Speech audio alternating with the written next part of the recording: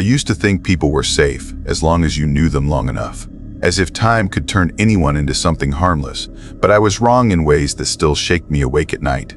I did not lose that belief in one loud moment. It died quietly, like a light going out in a back room where no one ever looks, and by the time I noticed, the whole house was already dark inside. I am telling this because there is nowhere else left to put it, not in a police report, not in an interview, not in the careful boxes of facts the world wants. Some truths live between seconds, hiding where memory and fear touch, and no one knows how to list those on official paper. My name is Clay Marin. I am 30 years old. Until not long ago, my life felt small in the best kind of way. I had steady work, steady days, and someone who had been with me since childhood. Her name was Marin. She was the kind of girl people thought would drift away after high school, but she didn't, and somehow we stayed together through long drives, poor connections, and quiet, jealous thoughts we never admitted aloud. I studied hospitality management in a state college a couple states north, and every break I could, I drove all the way back home to Montgomery, Alabama. When we finally finished school and found a place together outside the city limits, it felt like everything was finally ours. The house was small, a worn place with peeling paint and creaky floors, set near a line of pine trees that hummed when the wind moved through them. The town was the kind where you could hear the same name 3 times before breakfast, where every grocery store clerk knew your last purchase, and where the church bells carried a little too far on humid nights. But I liked it. It made me feel grounded. And in those early months, Marin was my sun. She laughed loud enough to fill the house, swore at things that frustrated her, danced in little circles whenever she cooked, hated sharp objects so much she would not even touch a kitchen knife. She believed people were basically good, even the ones who didn't look like it. That part matters, because whatever she became later was nothing like the woman I first knew. The first moment something felt off was so small, I almost forgot it. One Tuesday, my hours shifted, and I came home early. The house smelled of steam and eucalyptus. I could hear the shower running. As I walked past the bathroom, I heard her, not crying, not talking, but making tense, sharp noises that sounded like she was fighting something invisible. Words slipped out in angry mutters, chopped short like she was trying to stop herself mid-sentence. I froze outside the door, uncertain, until the moment I knocked. Everything went still behind the door. Her voice came out steady. Too steady, each breath tucked in tight like she was folding herself into a box. I asked if she was all right, and she didn't give me the warmth she always did. Instead, she sounded irritated, almost defensive, and that alone made my stomach twist. Later, when she stepped out, her skin was flushed and her hands shook slightly. She avoided my eyes, which she never used to do. When I asked again what was wrong, she told me not to interrogate her. That was the moment a seed of worry lodged itself deeper than I wanted to admit. The next morning, while I showered, I noticed something under the shampoo bottle. A dark ring, dried into the grout, reddish in a way that made my mind go to places I didn't want it to. It could have been anything, I told myself. Rust, old conditioner, anything except what it looked like. I did not ask her. I should have. That was my first real mistake. A few days later, I walked into the kitchen and found her sitting with a woman I had never seen. A stranger with sharp features, restless eyes, and energy that felt like she did not belong in this quiet town. Marin said her name was Callan, someone from work.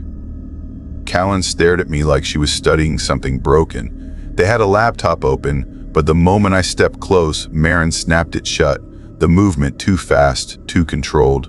They rushed out soon after, and as Callan passed by me, her voice dropped to a whisper so soft it almost felt imagined, telling me I did not know Marin the way I thought I did. I stood in the doorway confused, trying to understand how a stranger could speak about the woman I had spent most of my life with. When I asked Marin about it, she brushed it off, but her face had gone pale, her eyes clouded in a way that made me uneasy. That night I opened the laptop. I hated myself for it, but fear made my hands move. The last page she visited was some kind of dark marketplace selling weapons that didn't look legal. The search history went deeper. Missing persons reports. Maps of wooded trails outside town, especially regions people called dead zones because cell service vanished there.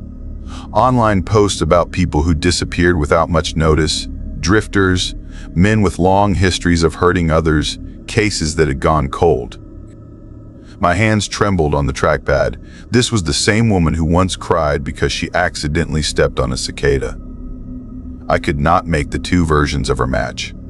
Over the following week, she slipped further from me. She stopped laughing, stopped smiling, stopped reaching for my hand the way she always had. Her shoes were often muddy even when the weather was dry. Her phone stayed off most days. Her computer broke suddenly, or so she said, and Callan kept appearing outside the house whenever I wasn't supposed to be home. Once I caught Callan loading the trunk of her car with bags. They argued before she stormed away. She left with a final whisper meant to cut, saying I should have stopped Marin while I had the chance. After Callan sped away, Marin stood in the doorway, drained of color, eyes hollow as if she had not slept in days. I asked one more time what was happening, my voice soft but shaking. She whispered that everything would be all right soon. It felt like a lie even before she finished saying it.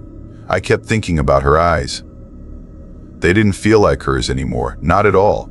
3 nights later, I learned the truth. Not a truth I ever wanted, not one that made sense, but it was real all the same. I followed her. I stayed far enough behind that my headlights would not show. She drove beyond Montgomery, past roads I barely recognized, until trees swallowed the sky. She finally stopped at a forgotten quarry, a place locals mentioned only with tired superstition. There was one other vehicle there. Callan stood beside it, and someone else was there too, a man tied in a way that made my chest tighten with dread. I could not see details. I did not want to. The moment I stepped back in fear, a branch snapped under my foot. The sound echoed through the quarry like a gunshot. Marin turned sharply. Her eyes met mine, and she smiled. Not the way she used to when she saw me after work, not with softness or recognition, but with an expression that told me she had been expecting this, waiting for it. Her voice carried across the open space, steady and cold. She said she wondered how long I would pretend not to see what was right in front of me. Callan laughed beside her, amused that I had finally looked at the pieces scattered around me. They explained everything calmly, like they were talking about groceries or chores. They said they hunted people who lived in shadows, people who hurt others, people no one cared to look for if they went missing. They convinced themselves they were protecting the world by removing its worst. They believed they made the town safer. They spoke like the world owed them thanks. They asked me to help. They said I already knew more than I should. When I refused, something in Marin's expression hardened. In that instant, I understood what she meant by being safe soon. Not safe as in comfort, but safe from loose ends. The man they brought there did not leave again, and Callan did not leave the quarry either. Something happened between them, something I could not fully see, but whatever it was, it left Marin standing alone when the police finally searched the area weeks later. Marin had erased herself long before they arrived, wiping every trail like she had practiced. They believed some of her story, enough to start investigating. Enough to ask me questions I could not answer in the way they wanted. They wanted details, sharp facts, things that could fit inside a box of evidence. They didn't understand the shapes that hide inside people, the kind of darkness that wears the face of someone you love. They asked me where she had gone. I told them I didn't know, and I meant it. But sometimes I swear I see her. In grocery stores at the edge of town, standing near the cleaning supplies, the same items she always used to buy, only now there are scratches on her arms that weren't there before. Once I noticed a pattern. Someone at the local bar repeated a private conversation I had whispered into my phone at 1:15 a.m., word for word. Their eyes were blank, like they weren't even aware they were repeating my own voice. Some nights, the pastor in Montgomery tells me people come in with confessions he never asked for, claiming he already knew about deeds he had never heard. They say a woman told them he did. They describe her with a face too close to Marin's. Sometimes when I walk home late from work, I feel watched. Not by strangers, by someone who knows how I walk, how I breathe, how I fear. Someone who once traced her finger across my shoulder in the morning light and called it love. Montgomery has grown quieter since then. People speak in half sentences now, pausing like there is something behind them listening. When the wind moves through the pine trees, it sounds like a warning. And I keep remembering what Callan said before everything fell apart. Told me I did not know Marin like I thought I did. I used to believe that was just a cruel statement, but now I think she was trying to tell me something else. Something worse. Because the woman I loved is gone, and whatever replaced her learned how to disappear without being noticed. It learned how to walk in crowded places and stay unseen. It learned how to come back without ever being caught. And sometimes, late at night, I hear footsteps outside the house I live in now, slow and careful, like someone testing old floorboards that no longer belong to them. I do not know what she wants. I do not know if she ever stopped what she was doing. I only know she once said the world needed people like her to stay safe. And she used to believe I would stand beside her. When I refused, she called me a liability. I try not to think about that word. It echoes too closely in the dark. Montgomery feels different now, as if the whole town is holding its breath. A grocery clerk told me she keeps seeing the same woman close to midnight, buying the same supplies, always looking over her shoulder with fresh marks on her skin. A man at the gas station swears he heard his own private conversations being spoken back to him by strangers. A pastor says his congregation whispers about acts he never heard them confess before, claiming he already knew. They speak about a woman with a familiar shape, moving in and out of their sight like a shadow with intention. Every time someone mentions her, something cold climbs up my spine. Some nights I see a figure at the end of the street, half hidden under the street lamp. When I blink, the shape is gone, but the air holds a shiver that does not leave. The officers who once questioned me have stopped calling. They say she must have fled the state. They say she must be long gone. They say people like that do not come back to the same place once they run. But they do not know her. She always returns to the things she claims as hers. And sometimes I wonder if I am one of them. Sometimes the people we trust the most can hide the darkest truths, reminding us to pay attention to small changes instead of ignoring them. Blind loyalty can trap us in danger, so protecting your own safety must come before protecting someone else's secrets. True love never asks you to harm others or lose yourself, and walking away is sometimes the most courageous choice. We must listen to our instincts when something feels wrong, even if the explanations seem impossible. In the end, knowing the truth is safer than pretending everything is fine.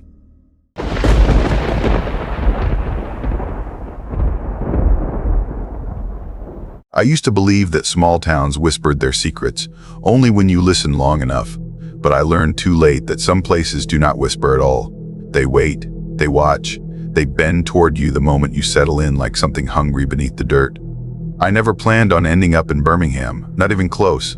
But life has a strange way of pushing you toward corners you think are safe until darkness rises from the cracks. What happened to me there still sticks under my skin like splinters that refuse to fall out, and every night I close my eyes, I feel the same cold air that crept across my neck on the night everything finally broke apart. Before Birmingham, I had spent most of my adult life drifting from one job to another, nothing thrilling, nothing glamorous. I repaired arcade machines for small gaming centers, a job that felt like a mix of nostalgia and quiet loneliness. Kids hardly noticed me. Adults never cared, but the machines, the wires, the old screens that flickered with the last bits of childhood wonder, those made sense to me. My name is Mateo, and for most of my life, work felt like the only thing I could count on. Yet stability meant nothing when you lived 4 floors above people who fought through walls or blasted music until your bones shook. I wanted something quieter, something that felt like breathing after being underwater too long.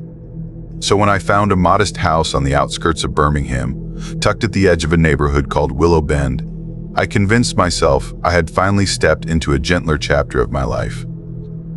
It was late October when I moved in, the air cool, the smell of wood smoke drifting from chimneys, leaves sticking to the wet pavement. The neighborhood looked peaceful in a way that felt almost staged, like a painting trying too hard to show calm. Houses lined the winding road, each with trimmed lawns and porches decorated with faded rocking chairs that seemed untouched for years.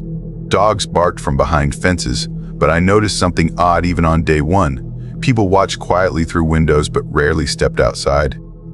They nodded but never smiled, and whenever they spoke, their voices stayed low like they feared being overheard by something in the trees. Still, I told myself it was fine. I was 30, single, and worn out in the kind of way rest never fixes. My new house was not big, but it felt like a win for someone who had lived in noisy apartments most of his life. 2 floors, a slim porch, a backyard fenced with wooden boards that leaned to one side like tired shoulders. On move-in day, as I stood inside the empty living room with keys pressing against my palm, I whispered that this might finally be the place where I can breathe. That feeling lasted about 3 minutes. I was unloading boxes from my car when someone behind me said my name. Not the one I used as an adult, not the one people at work called me. This voice used the name from my childhood, the one I had not heard in years. Maddie. My hands froze on the box I held. Nobody in Birmingham should have known that name. I turned slowly, expecting maybe an old coworker playing a joke or some mix-up with a stranger. Instead, I saw a face I had not seen since I was 12 years old. Same uneven grin, same narrow eyes that always looked half amused and half annoyed. Same posture that made it seem like the ground beneath him kept shifting. My stomach twisted so quickly I felt dizzy. There was no way. "Levi," I said before I could stop myself. He laughed, a sound sharp enough to cut through the air, dragging memories from the darkest corners of my childhood. "Well, look at that, Maddie Torres. Alive and breathing in my neighborhood. What are the odds?" Out of every person I never expected to see again, he sat firmly at the top of the list.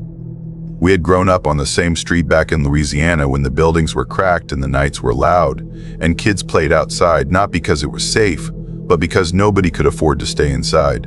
Levi and I were inseparable once. While other kids played ball or picked fights, we stayed indoors tangled in video games before they were considered cool.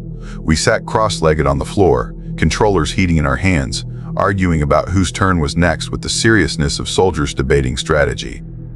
Sleepovers meant soda cans hidden behind furniture and whispering long past midnight, while his mom yelled down the hallway for us to go to bed. We shared secrets, dreams of building a game someday, plans of escaping our neighborhood before it swallowed us whole. Then, one ordinary summer, his family moved away with no warning. No goodbye, no last hangout, just an empty house and the echo of everything we never finished. We talked a few times after, but like most childhood friendships, life stretched the distance until nothing remained but memories, and now he stood in front of my new house. "You live here?" I asked, trying to understand the impossible coincidence. He pointed toward the house next door. "Been here around 7 months. My laugh came out shaky. "You have got to be kidding me." "Small world," he said, though something in his smile did not match the warmth in his words. Something in him felt tilted, off balance, like a picture frame hung at the wrong angle. But nostalgia is a powerful liar, and I wanted to believe the universe had thrown me something good for once. The first week almost felt pleasant. We talked across our backyards, exchanged brief stories, caught up on 2 decades of distance. He told me he had drifted through different cities, never settling for long. I shared that I repaired arcade machines and designed small game components for old cabinets, mostly freelance. He raised an eyebrow like the idea surprised him. "Did not think you stuck with that stuff," he murmured. That should have been my first warning. One afternoon, he knocked on my door. "Figured we should hang out for real," he said. "Old times." I hesitated for only a second before stepping aside. Why not, I thought. Maybe reconnecting would be good, but he did not come alone. 2 people stepped inside behind him. A tall man with eyes so empty it felt like staring into a cold well, and a woman whose expression suggested she already disliked everything in my house. "This is Cade," Levi said, nodding at the tall one. "And this is Mara." They barely reacted, their gazes sliding over my furniture like they were taking inventory. Something cold crawled beneath my skin, but I forced a smile. Levi chatted casually, but every question Cade and Mara asked felt too pointed, too direct. "So that's set up in your office," Cade said slowly. "That for work?" "Yeah." "Expensive stuff," he said, like he was testing the words. "Not cheap." Mara murmured something to Levi so quietly I barely heard her, but I caught the tone, sharp as a warning. Levi just nodded, then leaned back and said he had grown out of gaming long ago, like he wanted to distance himself from the thing that had once connected us. I laughed, but it felt thin. When they finally left, I locked my door and stared at the darkness outside for several long minutes, trying to shake the wrongness that clung to my thoughts. 2 days later, things got worse. It was a quiet night, or at least the type of quiet Birmingham carried in the fall. Wind scraping through dry branches, a far siren howling across town, the faint hum of traffic drifting like a lonely song. I was in my office working on a game model, eyes burning from hours of screen light, brain refusing to rest. It was around 2:17 a.m., and the house felt both too silent and too alive. That was when my phone buzzed on the desk. Motion detected, front porch. My stomach dropped. No one visits at 2 in the morning in a neighborhood like Willow Bend. Unless something is wrong. I tapped the camera app. 3 figures stood on my porch. Hoodies pulled low, cheap medical masks covering their faces, clothes dark enough to blend into the night. Not Halloween costumes, not pranks. These were people who did not want to be recognized. One stood closest to the door, turning slightly, and the porch light glinted off something metallic tucked at his lower back. A handgun. My breath thinned until I nearly forgot how to inhale. He jiggled the doorknob once, twice. Locked. Think everything good and holy. He stepped back like he was weighing options. Then another voice rose, sharp and annoyed. Camera. A woman, and I recognized that tone immediately. Mara. She pointed up at the doorbell camera. The figure closest to the door leaned forward, shadow sliding away just enough for me to see his eyes. Even behind a mask, even with a hood pulled down low, I knew those eyes. Levi. Recognition hit him at the same instant. His eyes widened, a flash of shock, then anger, then something much darker. Cade froze. Mara hissed something like an order. They ran. Levi yanked the door handle one last time, harder than necessary, as if anger had replaced every ounce of caution. Open the door, he whispered, the words muffled but unmistakable. Like I would ever obey. Then they vanished into the dark. I sat frozen in my office chair, heart pounding so violently I could hear it in my ears. My hands shook as I grabbed my phone and called authorities. When you report a gun in Birmingham, police do not delay. They arrived quickly, lights bathing the street in red and blue, boots crunching on the gravel path. I showed them the footage, every angle, every frame. The officer paused when Levi's face filled the screen. You know him, he asked. Yes, I whispered, he is my neighbor. That changed everything. Turned out this was not their first attempt. Another house had reported an incident. Same trio. Same approach. Except in that footage, Levi had not worn a mask. They had gotten careless. Over the next 2 days, detectives came back to ask questions, replaying scenes from my porch as if hoping new details would appear. Then one afternoon, I saw unmarked cars rolling quietly into the driveway next door. Officers moved fast. They pulled Levi out in cuffs. He did not yell, did not resist, did not look toward my window, where I stood watching with a mix of relief and devastation. That was the boy I once called my best friend. The boy who used to sit cross-legged next to me, sharing dreams of a life far from the mess we came from. And now he was the man who had tried to break into my home with a gun. What hurt more than the betrayal was realizing he had known exactly what he was doing. Later, a detective told me the truth. Levi was drowning in debt from illegal gambling rings, tied to dangerous people who used desperation like chains. Cade provided muscle. Mara planned everything. They targeted quiet neighborhoods, places where neighbors minded their business, places where a friendly face from the past could make you unlock your door just a little wider. They preyed on people they already knew, people who trusted them enough to let their guard drop. I kept replaying every moment from our past, wondering where the switch had happened, where the boy I knew had turned into someone who could stand on my porch at 2 in the morning with a gun and no hesitation. But the strange part? It was not the last unsettling thing I learned about Willow Bend. There was this man who lived 3 houses down, Mr. Stowe Bay. Harper, an older guy who always waved when I stepped outside. One evening he said something odd while chatting over the fence. Folks around here always know when someone leaves town, he murmured, even if you tell no one and switch off your phone. I laughed awkwardly, thinking it was just small-town habit, but his face remained serious. Deep serious. That night, I locked every door twice. Later, I started noticing the diner down the road, a little place called Darla's. I liked grabbing breakfast there until I realized something chilling. Two regular customers always sat at the counter, an elderly couple who never seemed to age. Their clothes stayed the same style, their hair never changed, their faces never shifted with time. Then I saw framed photos on the diner wall from decades ago. The same couple. Same seats, same expressions. Like time in Willow Bend did not flow the same for everyone. But the worst discovery did not belong to me. A school bus driver in our area mentioned something that made my skin turn ice cold. She said one stop on a route listed a location where no houses existed. Nothing but woods. Yet every morning and afternoon, children she had never seen outside the bus doors stepped from the trees and boarded quietly.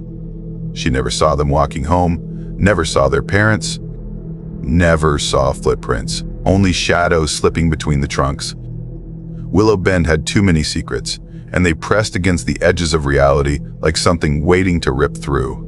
I still live in that house. Cameras always on, lights always checked twice.